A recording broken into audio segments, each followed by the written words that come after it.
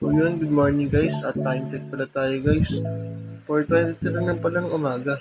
At tara, samahan niyo ako kung ano mangyayari sa buong araw ko. Let's go! Dito nga pala guys, kumakain na ako ng aking umagahan upang maghanda na para pumasok sa aking paaralan. Nga pala sa part na to guys, nakaalis na ako ng bahay at papasok na ako sa aming eskwelahan.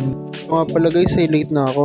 Nga pala guys, nakarating na ako sa aming eskwelahan. At tara, samahan niyo akong pumanik at pumakyat sa aming classroom. Ito nga pala guys, sa part na to ay nakapasok na ako sa loob ng aming classroom. Ano pala na videohan ng lunch kanina guys, pero dito sa part na to guys ay pauwi na tayo sa aming bahay galing sa aming eskwelahan.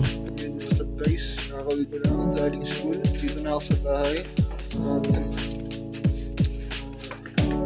Lukas na sa kwarto. Babagot pala ako ng tara, saan ako sa labahan. Let's go. Mga pala guys, ipapunta na tayo sa aming labahan. At naibabad ko na pala guys ang aking mga damit. At kasunod naman ito ay isasampay ko na ito. Kaso nga lang hindi ko na videohan ito.